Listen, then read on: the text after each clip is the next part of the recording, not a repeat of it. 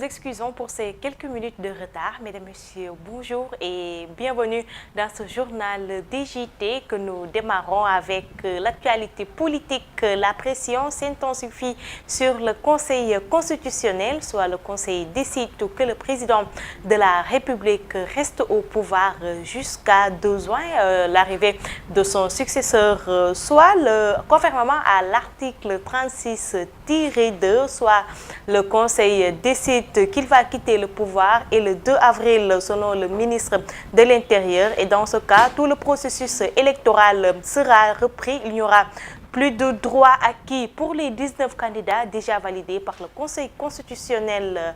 Le voici, Maître Sidiki Kaba, que je vous propose d'écouter. Le Conseil constitutionnel qui va trancher de 2 façons.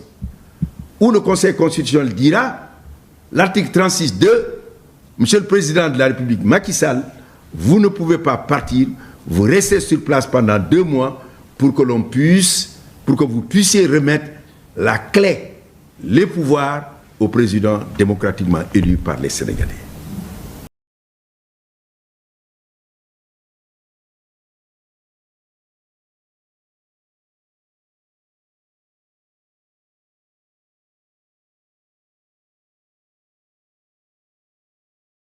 La réouverture de toutes les candidatures. Donc tout le processus va reprendre. C'est ce qui va se passer si c'est le président de l'Assemblée.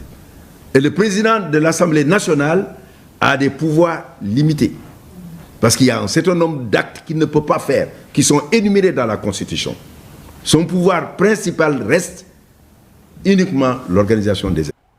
Le pèlerinage à la Mecque pourrait en revanche empêcher la tenue de l'élection présidentielle le 2 juin prochain. Comme vous le savez, les premiers vols quitteront Dakar en fin mai. Pour le pèlerinage, les pèlerins concernés sont à peu près à plus de 12 850 potentiels électeurs. Les explications, c'est dans ce journal DJT avec Ibrahim Abba. Avril au 6 mai xam nga kooku kon mu ngi yëglu parce que Dakar bu jotee boo demee Fouta moom lu ko dalee Dagana ba ngay ñëw Tamba ñëw Saloum doo fa gis kenn pareil pour Kolda faut ñu tenir compte ci contrainte yooyu nga xam ne moom moo méngoo ak sunu dundani réew.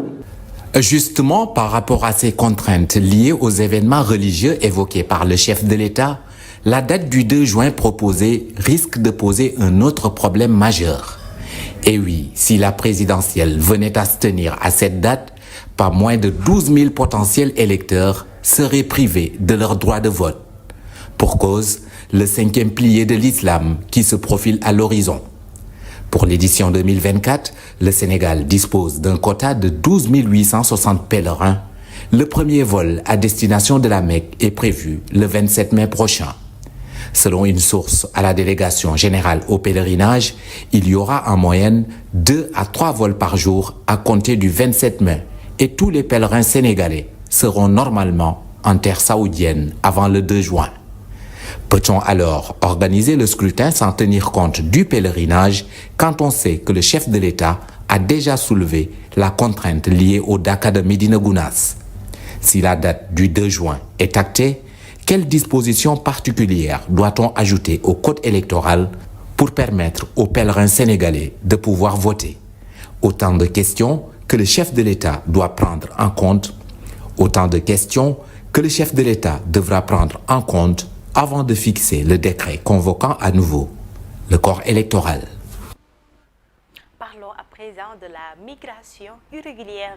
L'immigration clandestine est sans doute devenue la pire chose que la jeunesse sénégalaise est en train de se confronter. Des pertes de vie se sont décomptées au large de Saint-Louis et plusieurs blessés, chose qui n'est pas une surprise pour le président de l'Horizon sans frontières, Boubacar Seye, que je vous propose d'écouter. Clandestine est loin de connaître son épilogue. Plus de 20 migrants ont perdu la vie ce mercredi suite au chavirement d'une pirogue à Saint-Louis avec plusieurs blessés. Et le bilan risque de s'alourdir dans les prochaines heures. Pour Boubacar Seye de l'Horizon sans frontières, cette nouvelle situation n'est pas une surprise. Selon lui, l'État n'a pas pris en compte leurs alertes pour freiner le phénomène. Ces drames qui continuent d'endeuiller tout le peuple sénégalais. Nous sommes malheureusement au scénario où la migration continue de dévoiler des aspects aux conséquences incalculables dans nos sociétés en situation de vulnérabilité chronique. C'est l'échec total des politiques publiques dans la prise en charge de la jeunesse. Aujourd'hui, en quête d'un avenir beaucoup plus digne.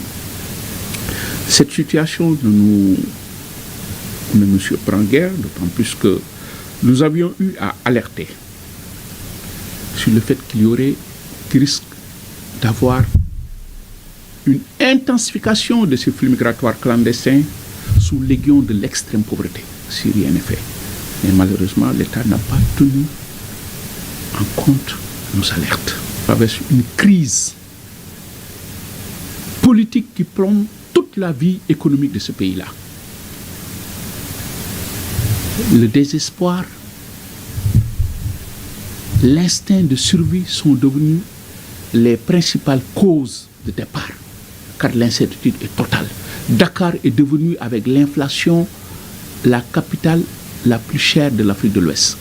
Boubacar Seye demande à l'État du Sénégal de mettre les Sénégalais dans les dynamiques de travail, seule chose qui peut sauver la jeunesse sénégalaise. Sans frontières, pour réduire les risques à des proportions tolérables, c'est d'orienter les perspectives de solutions vers la sécurité humaine.